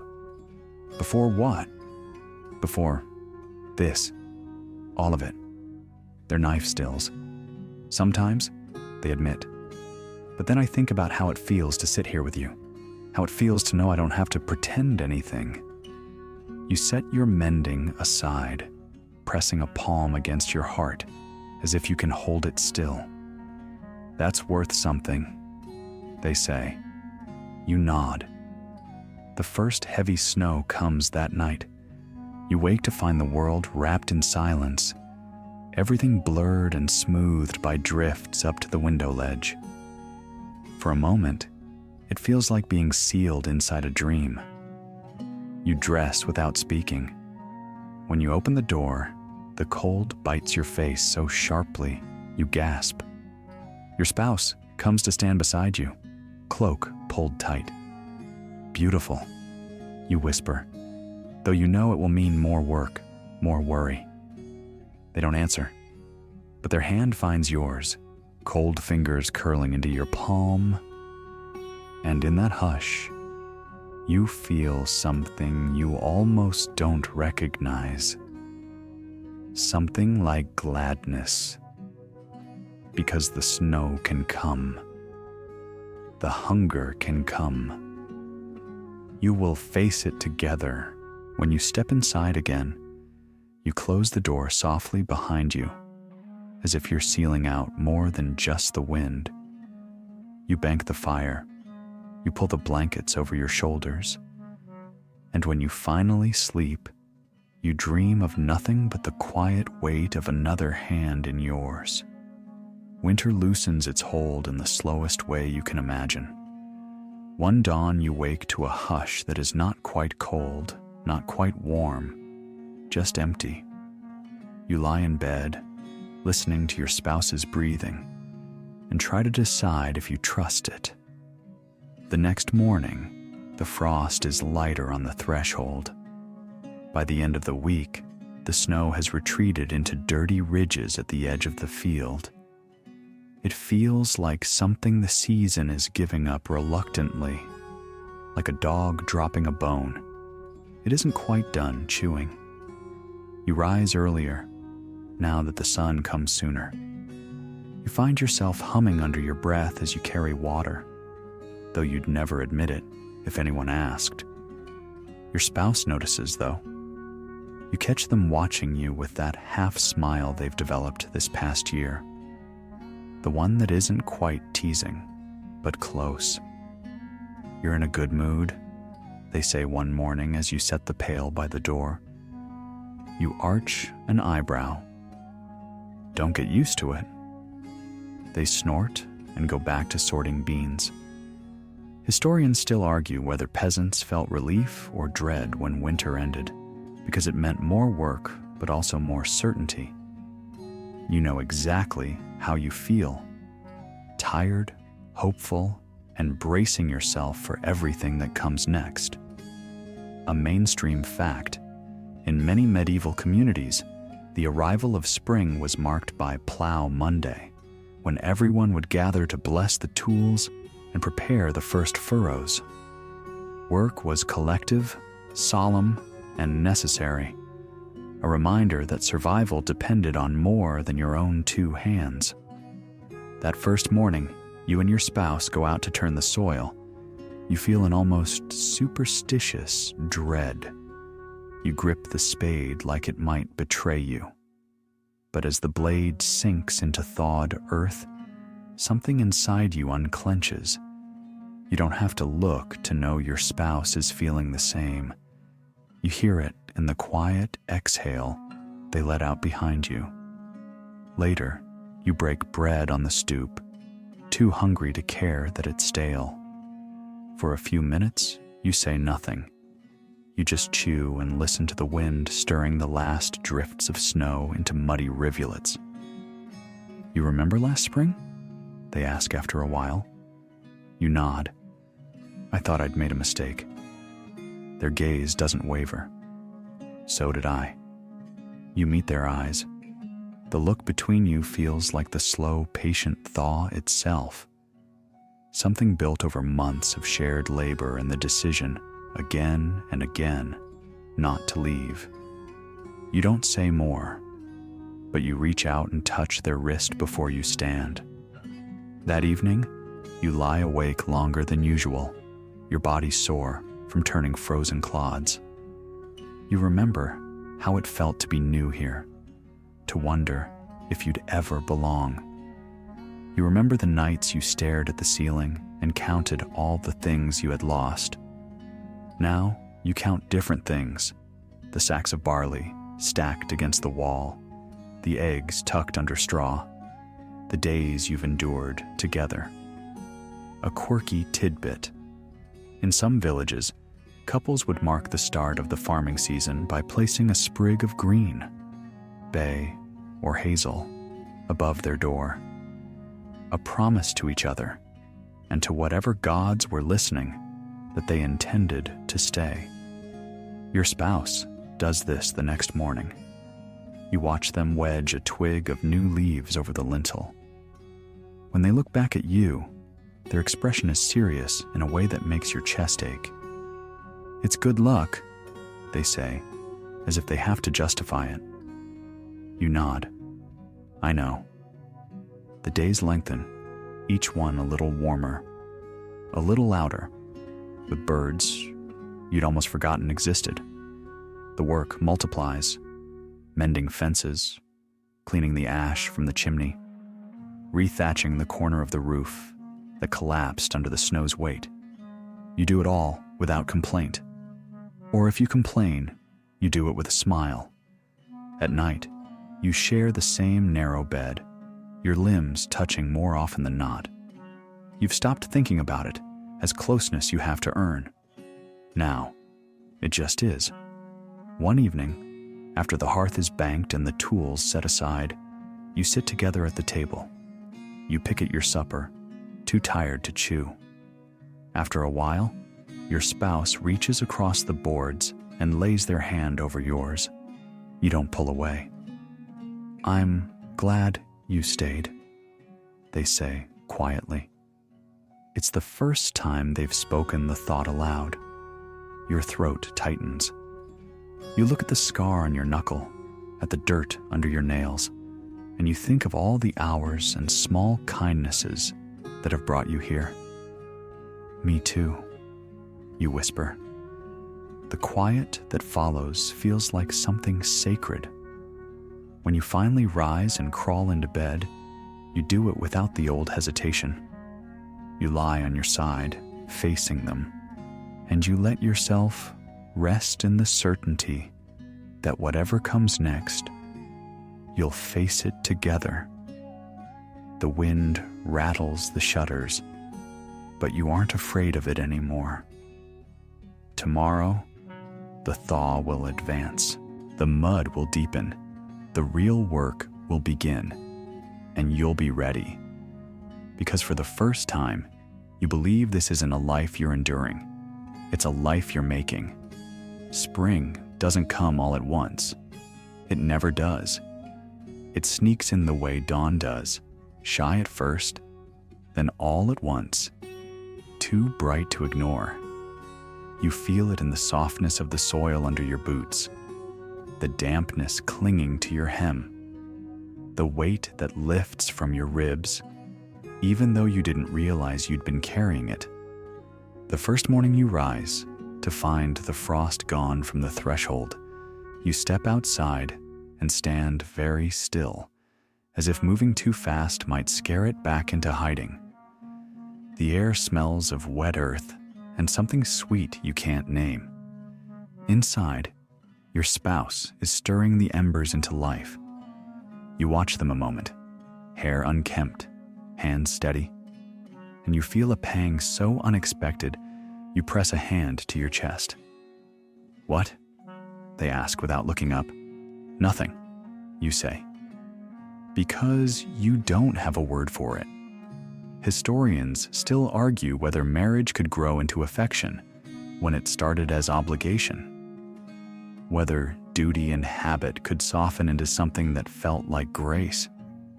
You suspect they could. You suspect you're proof. A mainstream fact. In medieval villages, the early weeks of spring were among the most dangerous. Food stores were nearly empty, new crops not yet ready, and illnesses often flared as the cold retreated. Yet this was also the season when hope crept back in, no matter how illogical. You spend the first thaw clearing debris, fallen branches, scraps of thatch blown off in winter storms, the last shriveled gourds you couldn't bring yourself to throw away. Your spouse works beside you without complaint. Sometimes you speak, but more often you don't. The silence between you is no longer something to endure. It feels like a familiar path you know by heart. One evening, after the day's labor has left your muscles aching, you share a meal at the table. The stew is thin, the bread nearly gone stale, but it tastes better than you expect. When you look up, you find them studying you over the rim of their cup. "What is it?" you ask. They shrug, but they don't look away. "You look different." You raise an eyebrow. "Different how?" "Like you're here?" they say softly. "Not just waiting to leave." You don't have an answer. Instead, you reach for their hand, your thumb brushing over the rough knuckles, and you think how strange it is that this feels more intimate than any kiss you've ever known. A quirky tidbit. Some villages had the tradition of walking the fields together at the first full moon of spring, marking boundaries with stones and blessings. It was part superstition, part ritual, part gentle reminder. This is ours, and we are still here. You do something like that a week later. At dawn, you walk the edge of your small plot, stopping to set a stone upright where frost heave has tipped it over. You don't talk about why you're doing it. You don't have to. When you reach the far corner, you pause. The air smells of damp grass and thawing thatch. Your spouse glances at you, their expression quiet, questioning. "Feels different this year," you murmur. "How?" "Like it belongs to us now." Their mouth curves just enough to show they understand. Maybe it always did. Later, you plant the first rows of beans. Your hands are clumsy at first, cold and unsure, but you find your rhythm as the sun climbs higher. At midday, you sit side by side on a flat stone to share a scrap of cheese. Neither of you says much, but you keep finding reasons to glance over, as if to confirm this is really happening. That evening, you lie awake, listening to the wind moving through the eaves. You think about the first time you slept under this roof, how you watched the darkness and felt sure it would swallow you. Now, the dark feels like a shelter, a boundary you have chosen rather than one forced upon you. "Are you awake?" your spouse asks suddenly. You hesitate, then answer, "Yes." A pause. Then, "I'm glad it's you." Your heart stutters. "Why?" "Because you stayed," they whisper. even when you could have gone. You don't trust your voice, so you reach for them instead. Your hand finds theirs easily, as if it has always known where to land. Neither of you speaks again. But as you drift towards sleep, you feel something ease loose in your chest. Some old fear you hadn't realized you were still carrying. When morning comes, you rise together. You pull on your boots, side by side, and step out into the new season. The fields wait. The work waits. But for once, you feel ready. Ready to keep building this life. Ready to believe it might be yours to claim. The weeks slip past in a quiet procession of small, necessary tasks. You don't notice the change until one morning you wake and realize the wind has lost its bite. Instead, it smells of green things, damp soil, and that sweetness you can never name. You rise slowly, knees creaking, and watch your spouse lace their boots. There's no need to ask where they're going. The fields wait, just as they always have, and the season demands your hands whether you feel ready or not. Outside, the ground is soft underfoot. You pause at the threshold, breathing in the scent of thawed earth. A year ago, you would have felt dread, an ache in your ribs at all the labor ahead. Now, you only feel a kind of solemn relief, because you've learned that work can be its own sort of safety. Historians still argue whether peasants found meaning in toil or simply accepted it because there was no alternative. You think about this as you walk to the garden. You think about how your days have grown predictable, how every hour is accounted for, and how, against all expectation, you've come to love that steadiness. A mainstream fact, in medieval Europe, many villages held a ritual called beating the bounds, when neighbors would walk the parish borders together to remember what belonged to whom. It was part community, part memory, part quiet assertion of place. This year, you and your spouse decide to do the same, just the two of you. No ceremony, no blessing, just a slow walk around your small piece of earth, noting every fence post and worn stone. You don't speak much as you walk, but every so often, your hands brush. Neither of you pulls away. At the far corner of the plot, you stop. The light slants over the field, painting everything in gold. You rest your hand on the rough top of a boundary stone and feel the steadiness of it under your palm. Feels different now, you say softly. Your spouse glances at you. Different how? Like it's really ours. They don't answer right away, but when they do, their voice is low, certain. It is. Later that day, you mend the fence while your spouse checks the seed stores. You work in easy silence, breaking it only to pass each other tools or to point out a warped board. It's not until evening that you realize how natural it has become to share these hours without awkwardness. You sit across from each other at the table, eating stew that tastes mostly of salt and onions, and you feel something ease in your chest. A quirky tidbit. In some places, couples who had lived together a certain number of years, often 7 or 10, would renew their vows in a simple ceremony. No feast, no new clothes, just a public acknowledgement that they intended to keep choosing each other. You think of this as you watch your spouse push their bowl aside and lean back, studying you with that same unguarded expression you've learned to trust. "What?" you ask, voice gentler than you mean it to be. They shake their head, smiling faintly. "Nothing. Tell me." Their eyes don't waver. "Just, you look like yourself." You laugh, startled. "I've always looked like myself." Not like this, they say, and there's no teasing in it. For a moment, you don't know where to look, so you busy yourself stacking the bowls, though your hands are clumsy. When you turn back, they're still watching you. Do you ever wish you'd chosen differently? You ask before you can stop yourself. No, they say without hesitation. Do you? You think about it, really think, about the hunger, the dark winters, the nights you lay awake with your heart clattering in your chest, and about mornings like this, when you wake to find their hand already searching for yours. No, you say quietly, not anymore. They nod once, as if that settles something.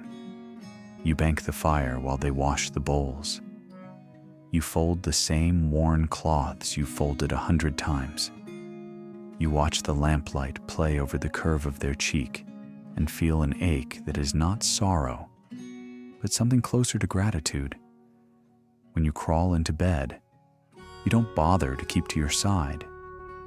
You lie close, your forehead resting against their shoulder, and breathe in the familiar scent of smoke and wool. They shift just enough to press their mouth to your temple. It isn't a kiss so much as a promise. You fall asleep thinking about how far you've come, about how love in this house has never been a thunderclap. It has been the slow work of staying, of choosing each other again and again, until the choosing became something you no longer questioned. And when morning comes, you rise together. You step outside to face the new season, your hands brushing as you cross the yard, not because you need the reassurance, but because you want it. And that, you realize, is the difference. Section 18. The year turns again, as it always does. You wake to dawn creeping over the threshold, pale and sure, brushing your cheek like a hand you forgot you missed. The air in the cottage feels softer than it did a year ago. Less of damp straw and worry, more of something like settled belonging. You stretch, feeling every joint complain, and you glance over to find your spouse already awake. They're sitting on the edge of the bed, tying their boots with the careful economy of someone who's performed the same motion 1,000 times. When they look back, their face is open in a way it never used to be. Morning, they say, and the word lands like a blessing. You nod, swallowing around the thick warmth in your throat. Later, you stand together in the garden, hands on the low fence, surveying the rows you turned over the day before. You can see where the first green shoots are pushing through the damp earth. It is such a small thing, these sprouts no taller than your thumb, but you feel a surge of pride that surprises you. Historians still argue whether peasants found joy in their labors or simply endured them, because there was no alternative. You suspect it isn't either or. You think of all the days you've bent your back to the soil and hated the ache, and all the days you've paused to marvel that anything so fragile can grow in a world like this. A mainstream fact. In many villages, when the planting was finally finished, families would set aside one evening for a simple ritual: bread, ale, a prayer whispered over the seeds in the ground, a moment to acknowledge that no matter how skilled your hands, you were still at the mercy of weather and fate. This evening, you do something like that yourselves. You sit by the hearth with your supper, a crust of barley bread, a bit of cheese, a stew you both know you'll complain about later, and you talk. Not about debts or work or the coming summer, but about the first season you spent here, when neither of you knew how to meet each other's eyes without flinching. You laugh over it now, the way you wouldn't have dared then, I thought you'd leave, you admit, watching the flames. Your spouse is silent a long moment before they answer. I almost did, they say. But then you looked at me that morning, the day we lost the you, and you didn't look angry, just tired. And I thought, maybe that was the same as forgiveness. You glance over, startled by the confession. And now? You ask, your voice thin with something you don't want to name. They meet your gaze, steady, unhurried. Now I'm glad I stayed, they say. The quiet that follows isn't heavy. It's something close to relief. You finish your meal in companionable silence. When you bank the fire, you feel their hand brush your shoulder, light and deliberate. A touch that says more than any vow. A quirky tidbit. Some medieval couples who reach 10 years together would mark the date by exchanging small, practical gifts. An extra wool tunic, a new cooking pot. No poetry, no garlands. Just the shared understanding that life is hard and anything that makes it easier is worth celebrating. In the morning, you leave the cottage together to walk the boundary stones. It isn't a ritual anyone else will witness, but you want to see the edges of your world, to remind yourselves of what you've held on to. The ground is damp under your boots. The breeze smells of turned soil and thawing thatch. Every few steps, you stop to clear a fallen branch or set a stone back upright. And each time, you feel their presence beside you like an answer to a question you stopped daring to ask. When you finish the circuit, you stand together by the gate. You don't say anything. You don't have to. The evening drifts down with a soft, inexorable hush you've come to love. You sit on the stoop, knees brushing, and watch the sky deepen into a color that feels like memory. I used to wonder, you say eventually, voice low, if I'd ever feel like this was home. And now? You swallow. You don't look away. Now I do. Their smile is small but certain. Good. Night deepens around you, cool and quiet. You don't rush to go inside. You savor this moment, this fragile, ordinary peace you've built. Because you know there will be harder seasons, storms and sickness and arguments you can't yet imagine.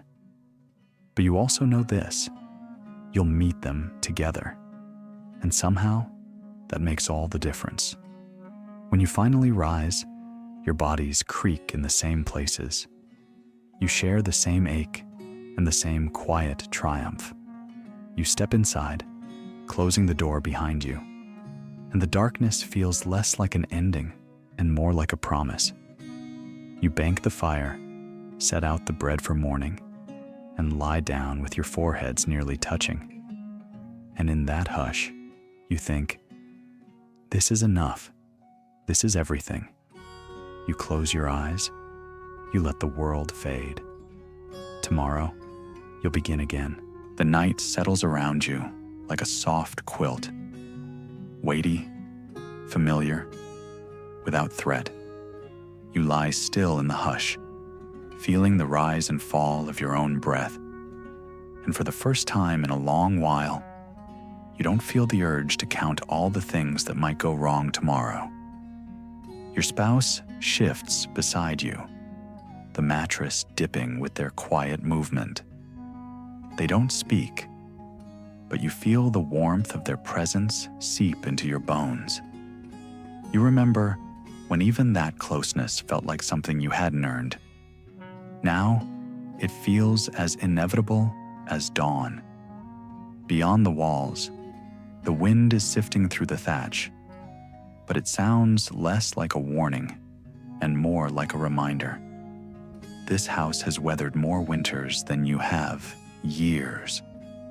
You let that thought anchor you, as steady as the rough stones under your feet. You think about the beginning, how you stood here with hands that wouldn't stop trembling, how you looked around and wondered if you would ever feel like you belonged. You think of the first time you shared a loaf of bread without resentment, the first time you dared to look them in the eye and not flinch. All of those moments, small, nearly invisible, have carried you to this one. Your breathing deepens. Your shoulders finally unclench. There is nothing left to prove, nothing left to guard against. Only this quiet, persistent certainty that you have survived together. You listen to the sounds of the cottage, the settling beams, the low rasp of the dying fire, the faint tick of your own heartbeat in your ears. You never thought you'd find peace in such ordinary details. Yet here you are, grateful for every small, unremarkable proof that you are alive and you are not alone. Once, you dreamed of love as a single, blinding moment, something that would change everything all at once. Now, you know it doesn't work that way. Love is the slow accumulation of hours, the steady decision to stay when it would be simpler to go. You shift just enough that your hand brushes theirs in the darkness. The contact is almost nothing, but it feels like a promise you've both been making over and over in every season you've shared. A promise that says, I'm still here. I will keep being here. Outside, the sky is the color of old slate, scattered with pinpricks of cold starlight. You picture those stars as witnesses, silent, impartial, older than any of your fears. If they could speak, you think they'd say the same thing you've come to understand. You made it. Through all the lean harvests and quiet disappointments, through the hunger and the worry and the thousand small hurts that piled up over the years, you remained. And that staying has become its own kind of triumph. Your eyelids grow heavy. You let them drift closed, feeling the last tension leave your chest. The darkness isn't empty. It's full of all the pieces of a life you built with your own hands. When you breathe in, you smell wood smoke and wool and